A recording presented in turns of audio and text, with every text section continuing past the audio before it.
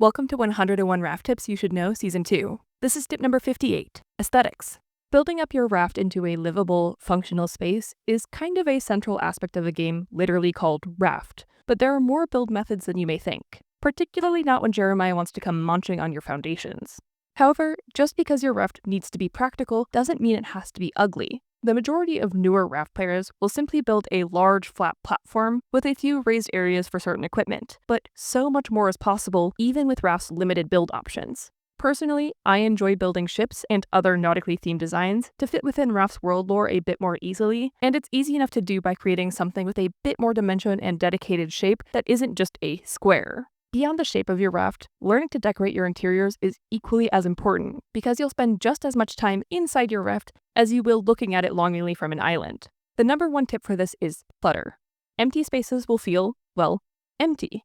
Raft may not have the biggest catalog of decoration objects, but the few that are here can be combined for some wonderful effects. And don't forget to experiment with items that you think you already understand, because things like the craftable plant pots can be hung from the wall or ceiling just as easily as they can be placed on a floor or shelf. Just because you're stuck on an endless ocean doesn't mean that your time has to be boring and dull. Happy rafting!